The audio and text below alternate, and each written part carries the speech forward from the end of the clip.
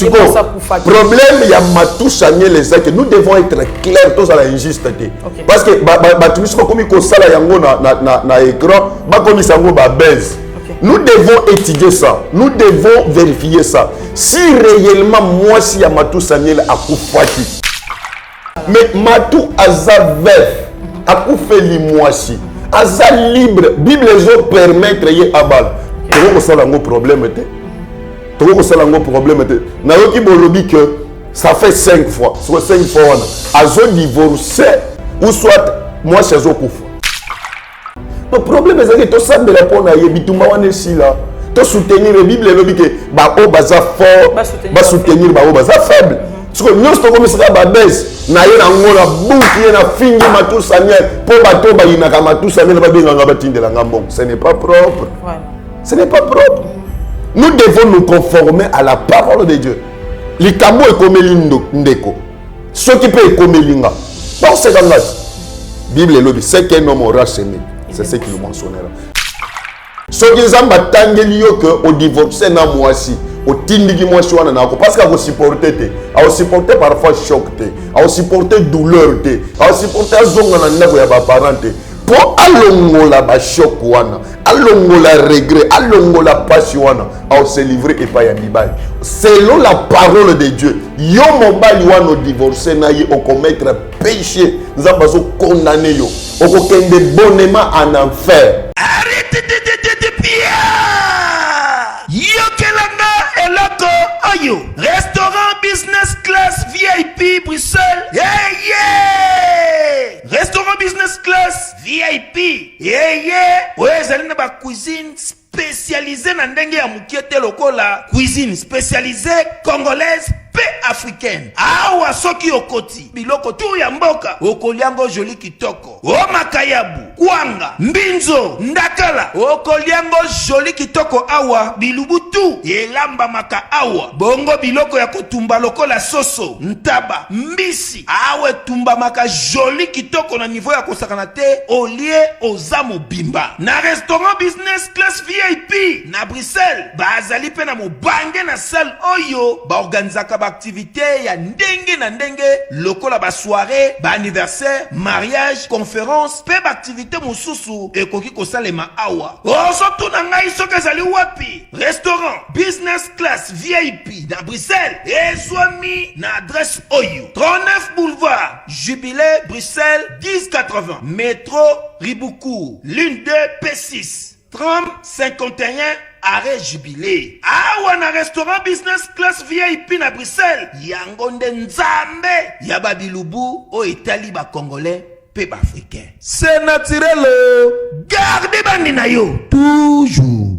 Placide et Bio, le patron de business class.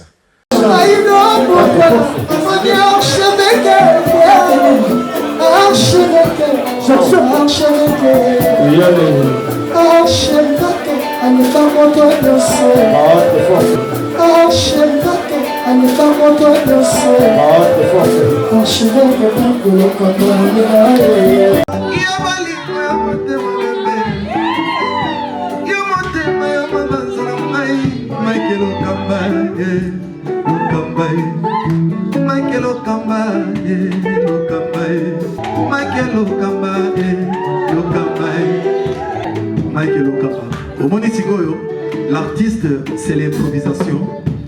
La honoré dans l'émission. Africa Elengi TV, votre chaîne, l'incontournable, la star des chaînes.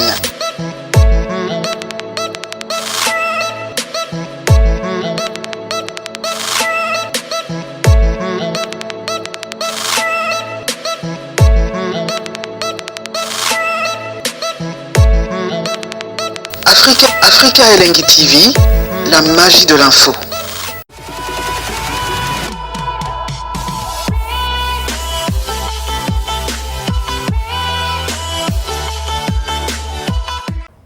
Bienvenue sur Africa Elengi TV. Je suis SP, la Lion de la presse.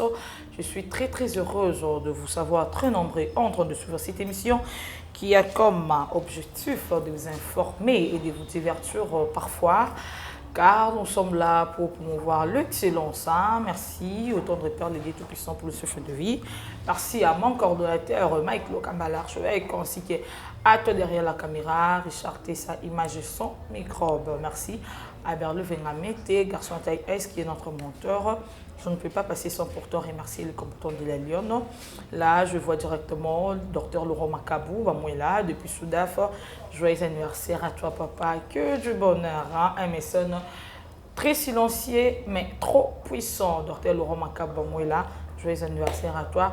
Et clin d'œil spécial à Yaouli Moucheni, mon code, le code mondial, mon code, voilà. Mon papa, mon tout, Yaouli Moucheni et bon retour déjà au pays, bon retour dans ma bille dans plus de 143. La Queen Pilove, il y a les bons qui suivent CBS, ma bite qui sont bien champion Caps Capanga, l'homme à la Rolls. En tout cas, Bambou Tébélé, les combattants de la Lyon nous ont branché, qui nous ont rattaché, tout le monde à la Lyon, nous avons toujours pour l'andabé exclusivité. Les loups nous ont monté dans le plateau, je vais recevoir pour vous le prophète Félix Grace. Nous sommes encore bénis pour une fois, parce que tantôt il y a vrai, hein, tout allons toujours béni, tout ça tout mais quand on solo là sur des actualités et pourquoi pas ce qui se passe tout autour il y a bango, prophète pour toujours là prophétie boy, est-ce que nous sommes tous au monde est vrai pour Bible si biso na tant suka bomo na bango et boye ba bona bizaleli na bango voilà boye en fait c'est ça na tant suka to mona bilembo na tant suka ba prophète beli ba ko bimala kombo ya nzambe me ba rozala ba baza ba vérité et pardon na habité maman en tout cas et le prophète a mieux placé ya ko détailler biso tout la Bible lo ba to yo kaka na ba sali ndenge ba te ya biso. Prophète Félix Grace, bonjour. Bonjour maman SP, merci beaucoup. Merci. Tout ça bien Angolo ya Zambé na sepeli komona bino lelo. Amen. Tu veux tout sepeli komona makasi. Pambola ba na Nzambe papa baza branché et ba kolanda biso siko. Seigneur, tout qu'on a aussi encore une fois pour ces instants que tu nous as accordés. Accepte à ce que Rome Dakatif a tout ça dit, car il est écrit dans la Bible que c'est poussé par le Saint-Esprit que les hommes ont parlé de la part du Seigneur. Hii mission édifié muntu moja akwa abarikiwe kwa jina la Yesu Kristo. Amen. Amen. Toza béni, papa Pamboli biso, papa boni santé, boni musa nzambe. Toza bien, musala ya nzambe zo tambola bien et ça fait déjà une semaine makambo na loba ki déjà kala. Ba uti ko libérer nga et pas ya père spirituel nanga. Na lungwa na centrale na banda assemblée mususu du côté lemba alors to bandi déjà qu'il te na biso ali bosso ezala ki samedi à l'équipe bien makashi le Seigneur nous a aidé ndenge na yebisa ki batu que bokolo bako libérer nga et pas ya père spirituel langa naza prophète ya ba fulu lokola Yesu.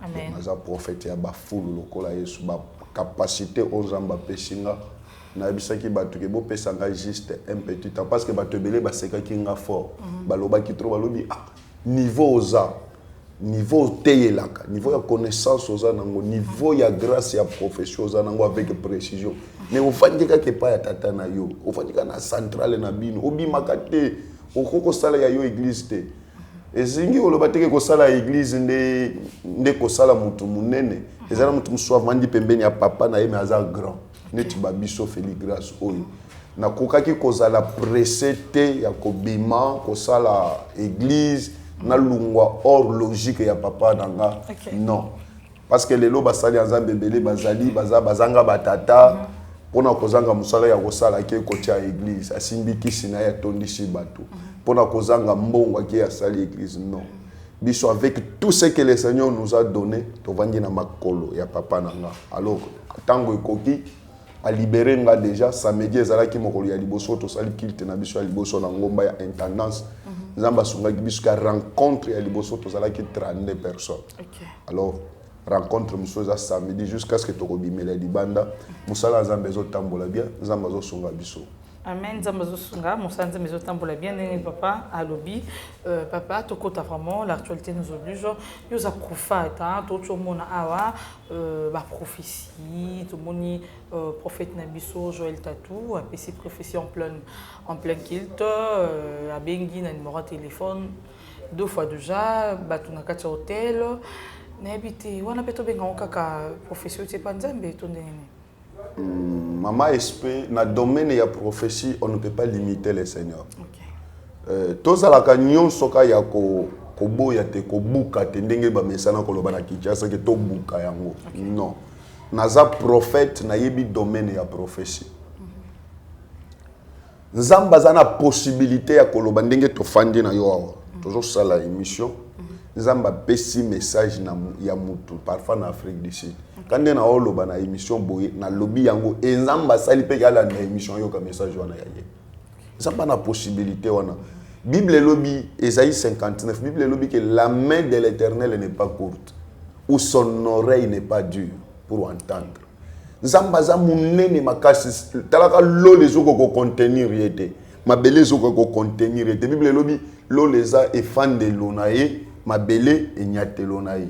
Donc Zambaza munene makasi domaine ya prophétie nga ekomela nga déjà na Jérémie to vandi na plateau na etozo sala émission Zamba pesi nga message na bisheke omoni ezana papa moko aza na mboka boy tant wana ezaki na Londres papa moko aza na Londres a Hollanda émission kombo na ekingani kombo na azana problème ya bo tozo sala émission ndenge tozo solo la Jérémie aseki atuninga prophète o simbi ngalobi na simbi ni ngabi no omoni papa ona ebiso aobenga ngate akobenga ndeyo akoluka nga à partir na yo a lancé émission quelques jours après papa wana bengi Jérémie aye koluka nga na ndako donc Nzamba za na possibilité wana Nzamba za na capacité wana prophétie ezate ke tovandi na muto aloba non message ekoki kobima awa muto za mushika balobi yango alors ce qui problème yake eza ya Nzambe to eza ya satana ou soit eza ya lukuta makambo organiser ye mokonde ayebi muto apesi prophétie mosali ya Nzambe entre kieme ou apesi prophétie yenda koyeba ke eza ya Nzambe uti epa ya Nzambe ou soit eza eloko na ye a monter ou soit e uti epa ya satana parce que prophétie eza na prophétie mususu e uta epa ya satana muto ake asimbikisi balikati nzolo kona na lolemo akomi atalika mutu boy abandi ko pikola baloba nini kobikola abandi ko bikola azoloba bino ko émotionné bino ko sala nzo tomadi koma koki koloba boy nzoka akenda Congo central bakata enzoloko akomi ko sala ba biloko wana yango na yebisaka batu ke na monde ya makambo ya Nzambe prophétie ebangisa yote prophétie atanganga banganga babikola kati banganga baza okay peza uzala problème pa ya nganga okay pa ya nganga ebiso sala loboko boy osali loboko boy abandi ko tanga makambo na yo na loboko ya solo azo ebiso makambo ya solo et puis oyo yebi ce qui le prophète moko telemi abandi ko yebisa yo la lion ndengo zawana otiki mbongo otana ndako lobi ozala ke sika boy pona nga feli grâce obangisa ngate e kolengisa ngape e ko sala nga ni chaud ni froid maman espère ngamutu na zolo belo na pasteur de naza prophète alors on doit fixer les choses il faut totia esika et lokona esika nango alors yemoko ndi ayebi prophétie e utaka epa ya satana ezali prophétie utaka epa ya Nzambe ezali Nzamba azalaka précis et asalaka likambo na ngonga nango prophétie mususu ezalaka ndenge biso ye kokuta na Kinshasa eza mutu na mutu bayokani alobi yakabo na ope ya mbongo na oloba buyo na oloba wana ondima la biloko wana eza makasi alors na question otuninga c'est possible que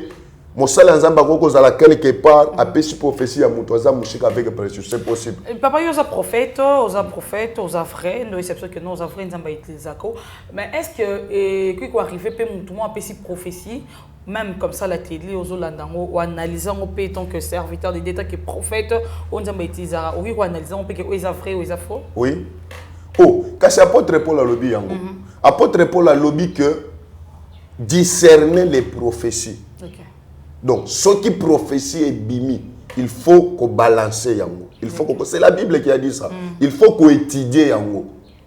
Il faut te contrôler yango. Il faut te tiango na miroir. Total les vrai, tout les faux. Parce qu'un vrai prophète va parler selon le temps.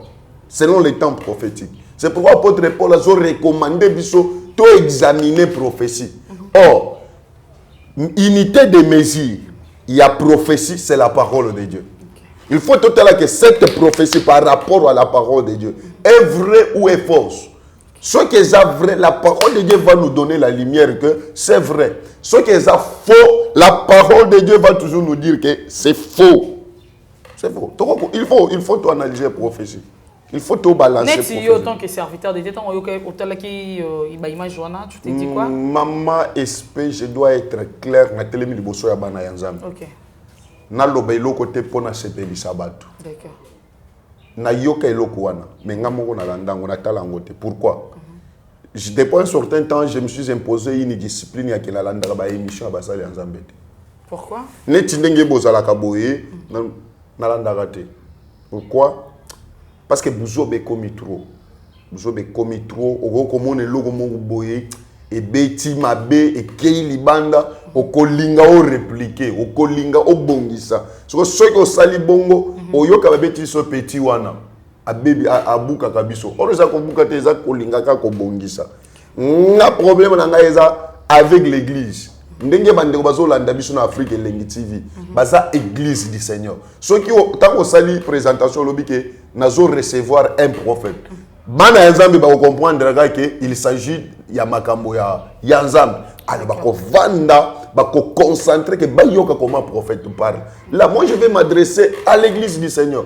Nalanda ba biloko musu ba journaliste mutu ba yebisanga.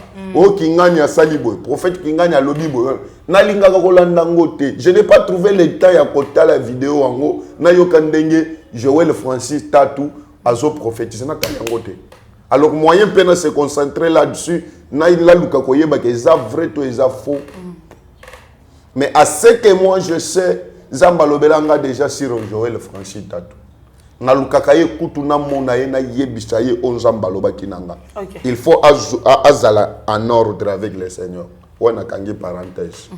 Non, fongola trop tena loba qu'il s'agit de quoi. Alors prophétie wana on dirait comme au banga.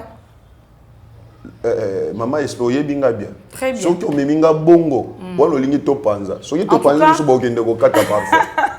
Alors, binga bien. Je suis parmi les jeunes serviteurs au babanga de l'autre côté. OK. Journaliste moko wuti ko tunanga récemment pourquoi bazo bengo jeune lion na expliquer ba. Alors naza kunate ngana banga ga mutu te na banga ga nzambe mutu na respecta ndenge to vandi na yo bo mama SP nazo respecter yo ndenge ndekwaza na kamera nazo respecter ye omoni ndenge na otinda ndeko na contact na nga po atela nga biloko na bati na tinge lokola ke nga a prophète na tinda yete na respect na sengi donc ça mais quant à la crainte à Dieu s'il faut na yebisa mutu vérité na oyebisa vérité olingi na lobani makambo ya Joël. En tout cas, déjà le lobby que au tala qui a monté donc inutile to kota déjà le lobby kota li monté. Oui. Lobby kota la qui a monté. Sauf na yoka ki batu babeti li solo. Yo pe obete li solo encore. Na suite ya ko vérifier ya monté. En tout cas, tu aussi ko vérifier et prochaine émission. Et à ce que je sais, Nzamba lobela ki nga na yebisa ndeko wana. Nzamba za na posa na ye. Donc soki Nzamba lobi ke yebisa ye na za na posa na ye. C'est-à-dire ça dit trop. Alors, ce qui m'a na posona, c'est-à-dire za mushika na nzambe.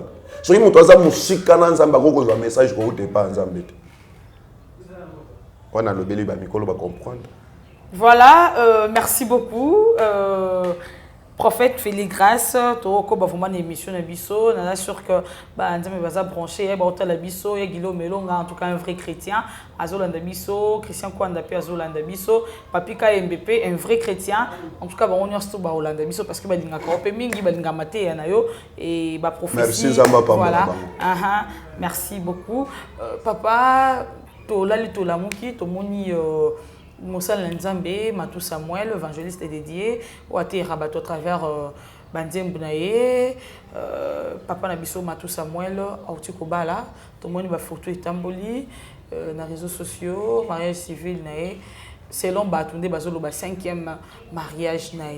Mais est-ce que, question d'Angezaboui, pourquoi c'est qui, papa? La lion, Magamboza, Angolelo. Dozolo Bagana, Ozo Tindi Gangaka. En tout cas, tu as le love manel, tu as la peine CGO. Déjà, impression par rapport à Libala, papa. Le 5e mariage. C'est l'un de tes au moins, le 5e mariage. Je vais faire une publication sur les réseaux sociaux. Tout ce n'est pas logique. Et puis, question sur les auto-développer caca. Est-ce que ceux qui m'ont fait moi si, à un endroit qu'on s'est remarié, parce que toujours côté ni rigueur, on s'est moqué parce que qu'on commence 5e mariage et on dirait mon kiri mon robot. Est-ce que m'ont droit et après ceux qui conjoint ou conjointe non pour fille aux endroits qu'on y rebandit la vie. Makamboana maman SP. Et ça logique tendenge bato bazo memayango. Comment ça? Parce que la question na yo otuni, il faut Bible répondre biso. OK. Pour permettre tout na Bible voilà, répondre biso. Voilà, tout dans la Bible.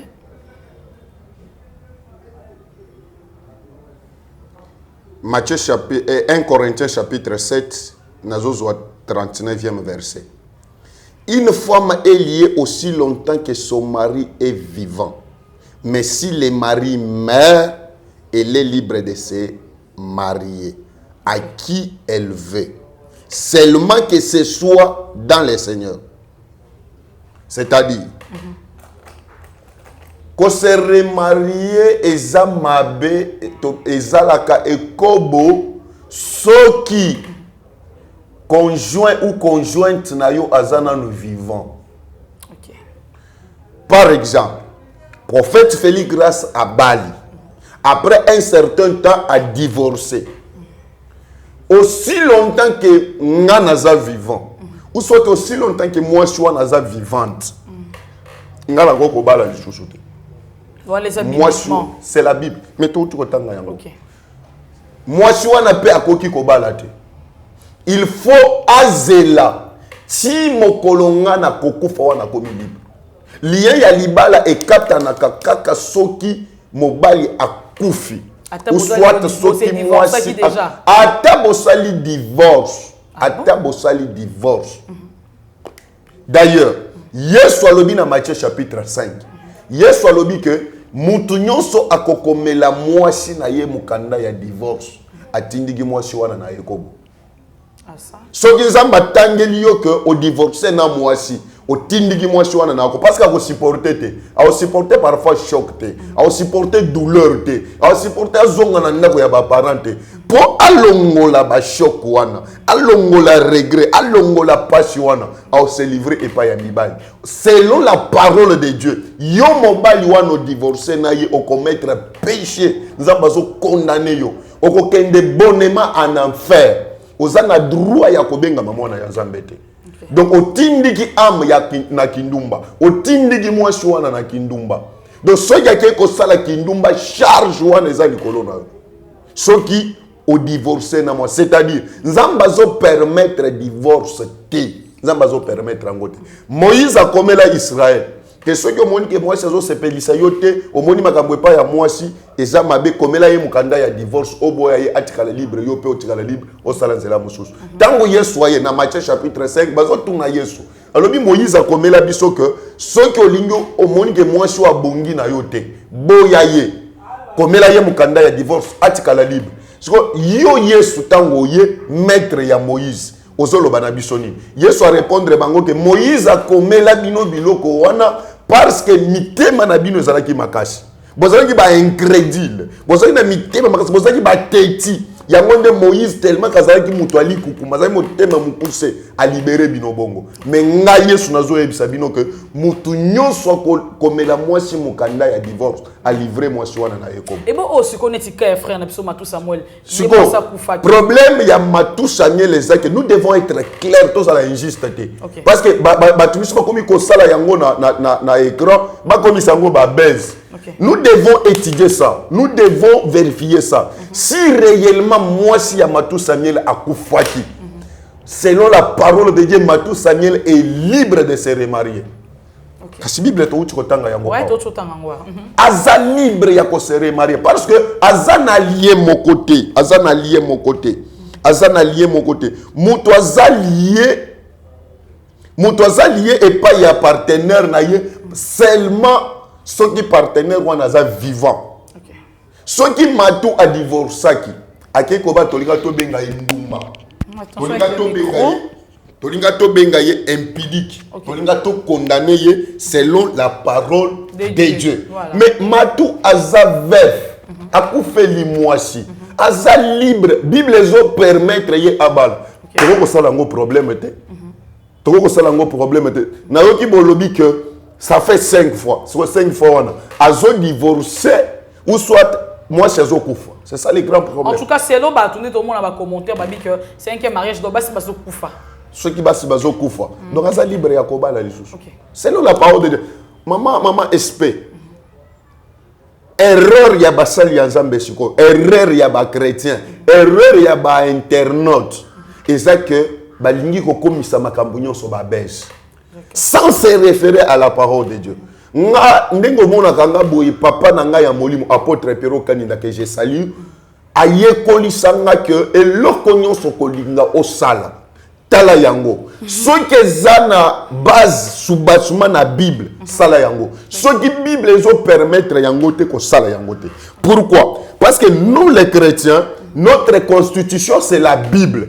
To kondima te to violer yango. To kondima pete to kende libanda ya constitution na biso. Omoni ba congolais zaka soki balingi ba violer constitution ba tamboli. Soki balingi ba sa soki ba congolais ba koki ko sala batu ya mokili ba ko sala bongo envers constitution na bango. À combien plus forte raison nous les chrétiens qui avons comme pays le royaume céleste. Balobi ke na mokili to sa papa, c'est-à-dire les ya bisoté. Donc, constitution na biso ya mboka na biso tokokende, c'est la parole de Dieu. Donc, ceux qui tozo mona likambozo kende libanda ya liloba ya Nzambe, il faut totelemela yango ata que président de la République de asali yango, tokotelemela yango tokoboya yango.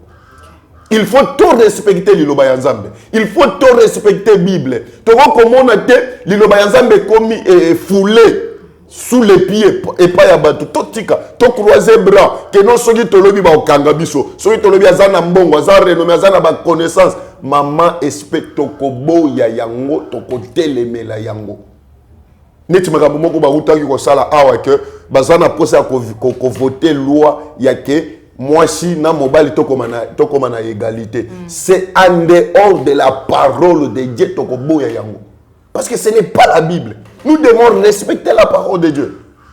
C'est pourquoi, côté il y a frère Matou Samuel, évangéliste Matou Samuel, moi je ne les condamne pas parce que la Bible est l'obité à condamner.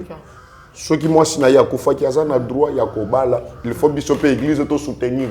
Mais tout ça on va commenter papa parce qu'il faut tout sur le nom likambo pour les Congolais, mon peu toi abusaka et tout. Bat balobi 5 fois. Ou bali 5 fois, basi bazo kufa kaka. Faka tikata. Bazo bang un peu de peur que oh yo pe so ya kokende. Mais on dirait quelque part baza ko accuser papa Matou Samuel, il y a bazo ko accuser on dirait aye baka moi quelque chose. Mais est-ce que comme ça c'est gentil vraiment ko accuser montenelo mon besoin ba proveté. Motomoko ya maye la lobia. Soki o katisi nano e balete. Koloba mabe ya oazo cholate. OK. Acholi he azui mais yope okatisi na note. Donc kolo katisi na oyebite nini kokomele otango yope kokota na mayo okatisi. Soki moninga zokutana na ba malheur wana. Mama, ngana sambeli pona ndeko mwasi moko na poto na États-Unis. Sœur wana ça fait 7 fois. Soki a bali. Mobali ya kofi.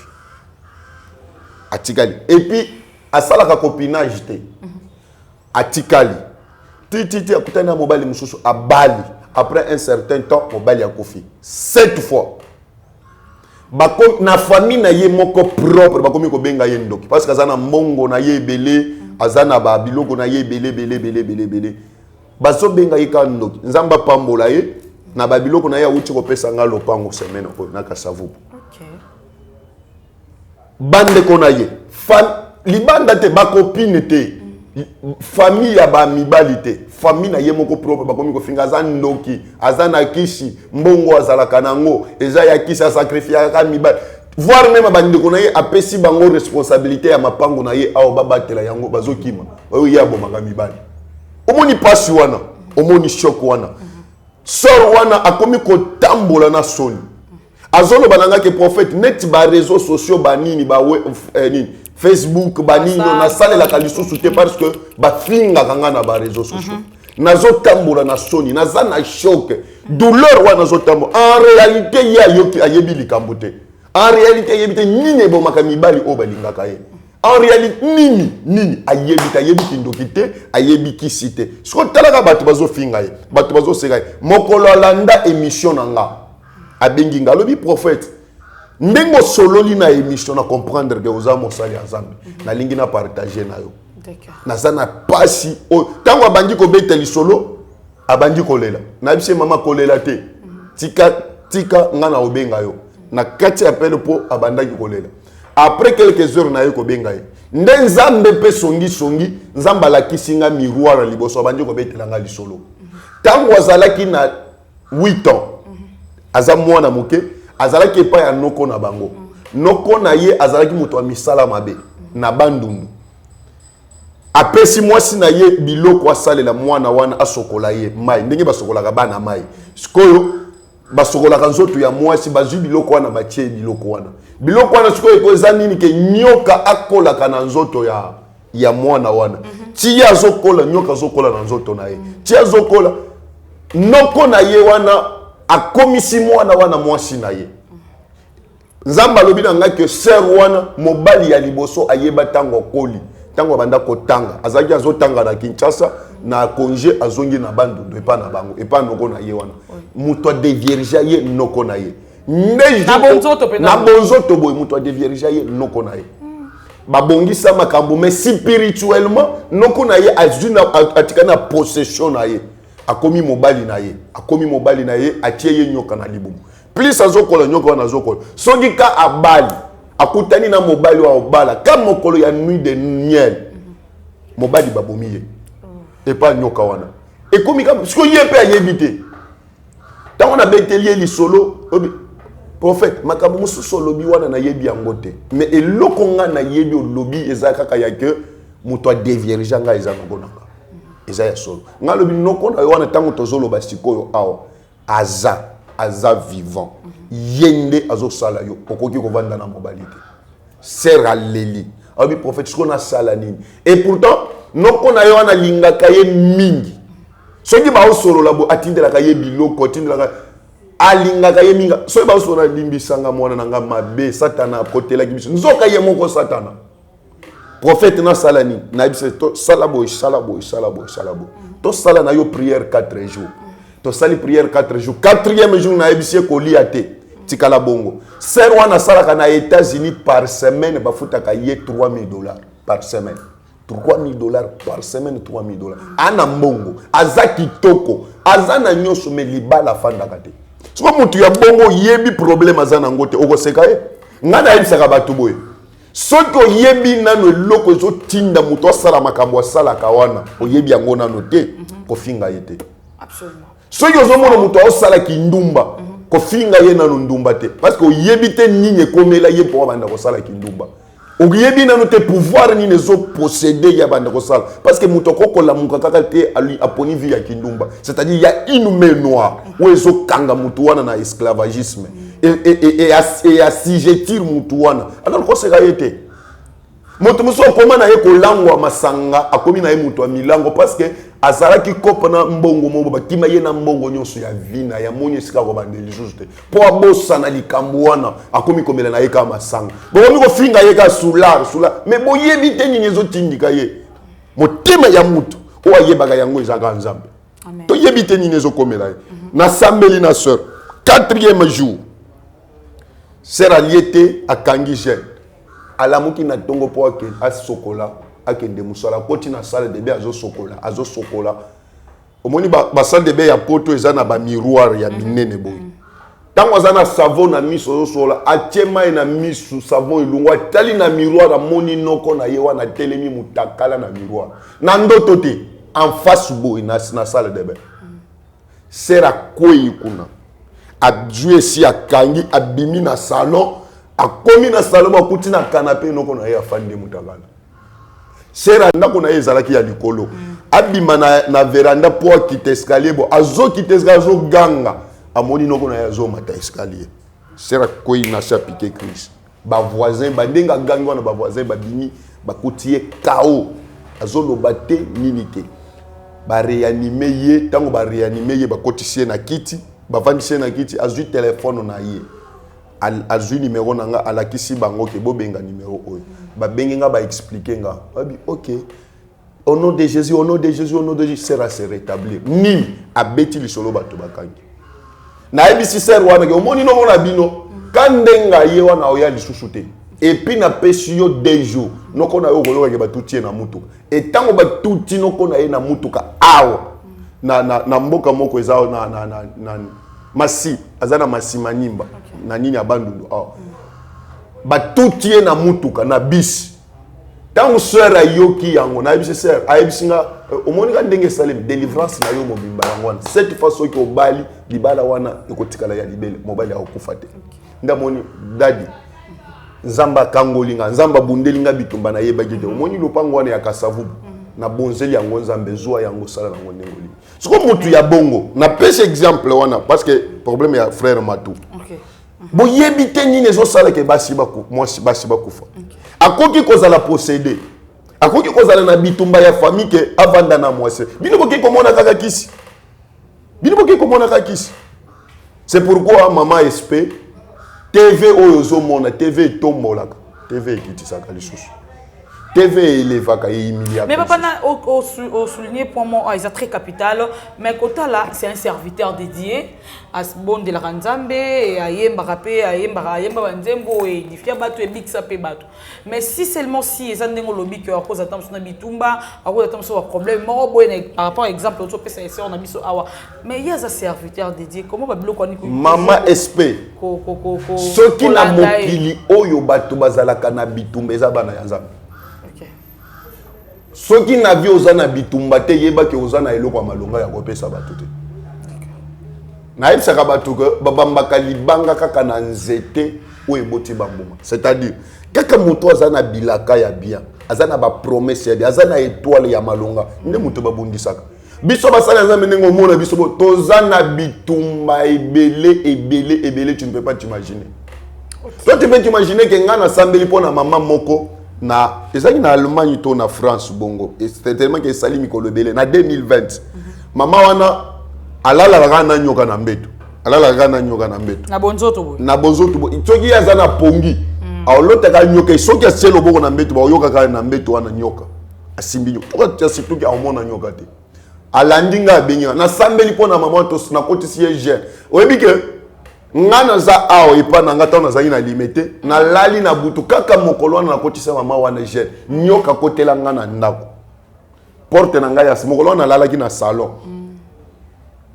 nyoka koti porte fongo mi nyoka koti abalukinga akei na radio alingi radio atelemisi mutu siko wana ngana pongi nazo yoka nyoka zolobelanga azo itangelanga kombo ya mama wana azo ebisanga ke soki omeki lisusu kokota makambo na ye naza déjà na ndako na yo na oboma yo est-ce que ozo comprendre bitumba wana OK tozana bitumba ebele soki mutu nyonso azana nzambe alingaka nzambe alingaka ye mutu na ozalaka na bitumba mais olbangisa kamusa biso te so il faut kaka oyeba ke bitumba ngo okolonga yango ndengeni il faut oyeba comment go gagner bitumba wana ezana basali ya nzambe belé mais baza posséder na mboka oyo ayebi ki cité asala ka mabete mais aza posséder satana tira ka yete siko rechercher yango ndeni to diaboliser ye no problème ezaki to sambela pona ye bitumba wana sila to soutenir la Bible lobi ke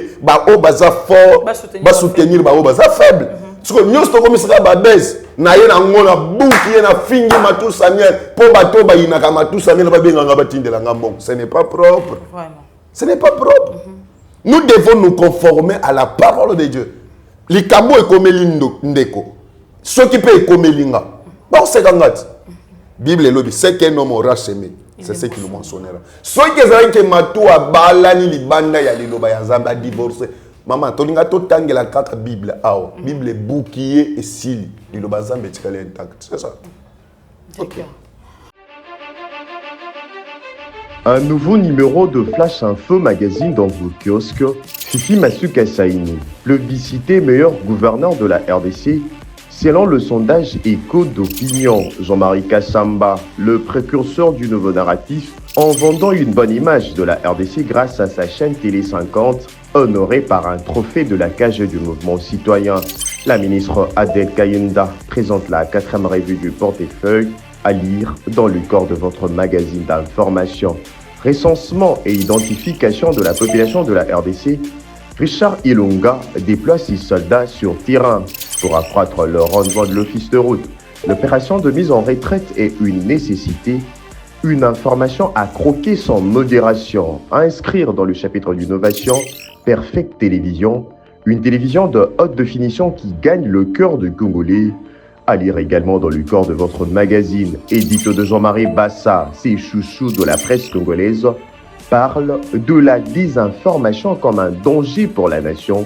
Dans le corps, l'éditeur principal écrit « Ceux qui fabriquent dans l'ombre de fausses informations visent à faire dérailler le processus démocratique qui pourtant évolue sans heurte dans un pays dont l'histoire est marquée par de soubresauts politiques aux conséquences que l'on connaît parfaitement. Le commandant Michel Ochoudi, injustement vilipendé, le chaise du salon d'honneur en voie d'être renouvelé totalement à l'aéroport international d'Ondjili. Tous derrière nos FRDC. La campagne Bendele Koyate, lancée par le ministre de la Communication et Médias, porte-parole du gouvernement Patrick Mouyaya Katembwe, apporte ses fruits. Le nouveau directeur provincial intérimaire à la direction générale des douanes et assises des GDA de la province du Haut-Katanga s'imprègne de la situation générale. 24 pages d'informations générales, 24 pages de connaissances et promotions, 24 pages qui fait de vous roi d'infos pour ne rien rater de l'actualité en temps réel. Restez connectés sur le www.flashinfo.com. siko poto clore na biso na sujet au papa en mot peut-être amso soki ko landa biso so ya landa biso te pour Afrique elengi total ma partout dans le monde ya ko landa te ndeko famille ou encore un mot message moko ko transmettre na papa na biso Matou Samuel. Papa Matou Samuel, tout d'abord au moni mutu nyonso azala mutu mabe azala mutu malamu azala âme devant le Seigneur. C'est pour les âmes que Christ est descendu sur la terre et il est mort à la croix. Il a été torturé, il a été humilié à cause des âmes, pour sauver les âmes. C'est pourquoi l'autre fois, quand on a bêta ma solo, il y a Nani Oyo, Peniel. Nalobaki que nyon se koki ko sale, mais to ko lobela autour ya Peniel, mais to bo salate que Peniel c'est une âme à sauver. Toko sala nyonso mais to luka comment ko récupérer de même que ndeko Matou ngana solo bela d'abord kaza mwana ya Nzambe aza âme à sauver dans le Seigneur. Le conseil na ko pesa ye a consulter Nzambe. Tangu Jérémie amona ki passe eleki pota na ye kaukate douleur na ye si la kate Jérémie a consulté ki Nzambe a tout Nzambe pourquoi ma douleur est-elle continuelle? Pourquoi ma souffrance est-elle continuelle? Alléluia et pas Nzambe. Ndeko Matou Samuel esko zali soki kolanda vidéo oyo, soki kolanda émission o ataba ndeko na ataba ninga na ye, soki balandi yango ba partager le yango. Aluka Nzambe, eza prophète Félix Grâce muto azoloba numéro nanga eza wana. Luka Nzambe papa. Tuna na Nzambe ke makambo bato bazo chola yo, cholela yo e uti wapi. Makambo bato lelo bakomi ko fingi, bakomi ko sala ngo ba base na yoki bato biso bazo finga yo na ba émission, bazo critiquer yo. To yebi base nango teke ezo uta wapi. Parfois yo moko yebi. Soko yebi ke makambo bazo lo ba wana ke woko zala muto ba moto. Reviens vers le Seigneur. Soko yebi makambo wana te. Bible lobi ke bakoki ko accuser yo na ba makambo mais bakuta yo na ba makambo wana te. Soko yebi ke ozana yo innocent consulter Nzambe. Tout Nzambe pourquoi makambo wana ezo joyo lokola Jérémie. Tout Nzambe pourquoi makambo wana ezo landa oza mutu munene o édifier ka batu na banzembo mais pota wana ezo tika yote. Apôtre Paul tango mona ki ngana édifier ka batu na bikisa ka batu na Nzamba bikisa ka batu na nzela nanga. mais nga maladie naza nango oyo ya nini okuki oyo esilaka te mpo na nini ake koconsulte nzambe arépondre ye consulte na nzambe aza nzambe ya mao alobaka ça fait 13 fois na 1 mois et demi oyo uti koleka nzambe ayebisaka ngaka soki alinga lobelanga ayebisaka ngaka feli grâce je suis le même hier aujourd'hui et éternellement ça fait 13 fois il est le même ceux qui a répondu apôtre Paul à répondre payo ceux qui a répondu David à répondre payo ceux qui a répondu Batimiso à répondre yope na kotoko ko sepelate malheur wana ezala continuer voilà conseil nanga na koko pesa ndeko matu et puis nazo ebisa bana ya nzambe ke nyonso ezala kaka ya kobuka na internet te to landela nanu ke pourquoi likambo wana ezozwa ndeko eza pasi satana aza risé musala ya satana ezaka kobundisa biso to landela nanu yango to sambela pe pona olia kofinga mutu olia ko nzamba zoyokanga nga na sambela pona penyel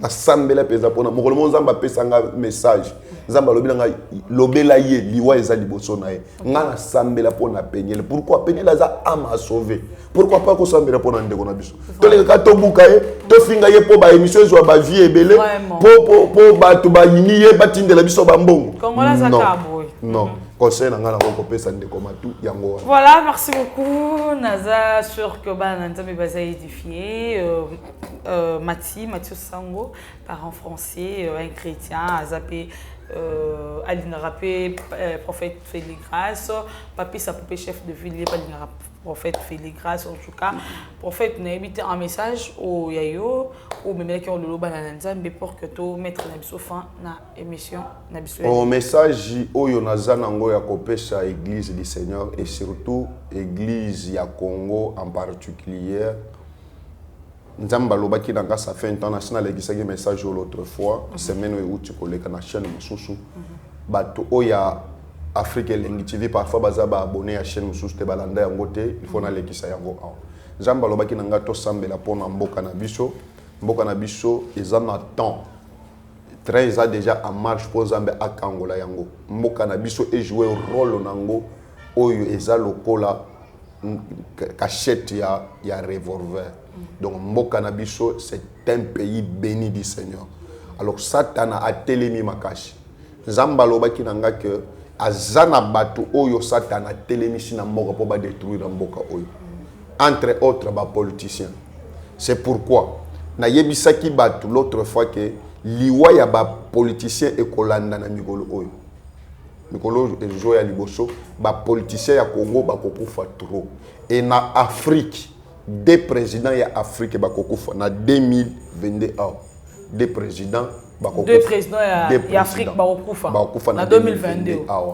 c'est pourquoi nzamba lobaki to sambela pe pona mokonzi ya mboka na biso ba makambo eza ebele tokoki koloba yango na TVT mais to sambela pona ye parce que aza ciblé par le diable na ba agent na ye na ba tunaye loto sambela pona mboka na biso nzamba sauver mobimba nango nzamba tombola biso kimia ekota na mboka na biso nzamba imposer bolamu na ye na mboka na biso alors to sambela pe pona Afrique parce que nzamba lobi nanga que dans le monde entier le continent qui fait peur au diable c'est l'Afrique tant que Satan atalaka Afrique abangaka alingaka à travailler en Afrique te travailler na ba continent mususu alors prions pour notre cher continent et surtout na mboka ya Congo na mboka na biso ya Congo c'est un peu ça et l'église doit se préparer au retour du Seigneur parce que kolo lobi nanga que il revient bientôt tant ekoki déjà nzamba la kisa kinga déjà bazo sonner trompette préparez-vous église du Seigneur yo mutozana na temps ya masumu tika vi ya masumu ozana na temps ya aventure ya mokili tika vi ya mokili bisengo ya mokili zo sepelisa yo nanu tika yango nanu Bible lobi que les désirs de la chair sont contraires aux désirs du Saint-Esprit et muto olinga makambo ya mokili Bible lobi que il s'est fait l'ennemi de Dieu ce que olingi makambo ya mokili ba bisengo nyonso ya mokili en général Bible lobi que tu t'es fait l'ennemi de Dieu alors na osepelate ozala ennemi en nzambe reviens au Seigneur il reviendra à toi problème nous soza nangwa nzamba lobi nanga ça fait 13 fois que il est le même hier aujourd'hui et éternellement ceux qui ozobela numéro nanga yangwa nzamba obikisa yo ceux qui ozana problème numéro nanga yangwa nzamba opé solution mikolo eza mikolo ya ba témoignage comme ya to sambeleli muto apesi témoignage to sambeleli muto apesi témoignage c'est ça mon message ya suka pona kokozala nango mama SP pona pesa église. Merci papa, ton numéro de téléphone pour que tu numéro nanga eza plus 243 85 289 42 44 plus 243 85 289 42 44 eza numéro ya prophète Félix Grâce ya WhatsApp. Je crois que ba koma yango na écran wana. Que le Seigneur vous bénisse. Totelema na biso. Merci Richard Telema. Papa, totelema na biso pour que tu maître femme. Merci hein, à tous nos abonnés. Merci à Mike Lokamba, l'archevêque pour l'opportunité. Merci à toi derrière la caméra, Richard Tessa. Merci à Berlé Fungamete. Merci aux combattants de la Lyon. D'ici là, portez-vous bien et bonne suite des programmes sur Africa Elengi TV. Bye. Papa, bye. Au revoir.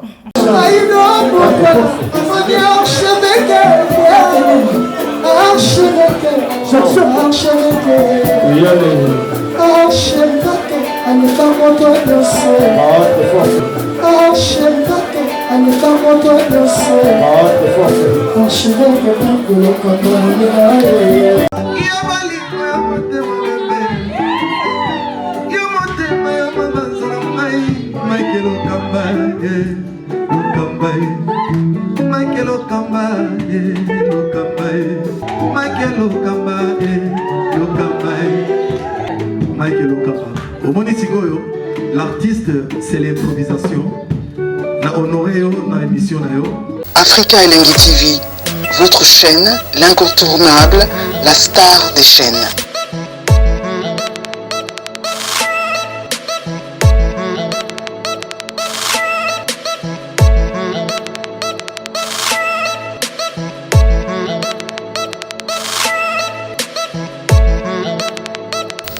Africa Elengi TV, la magie de l'info.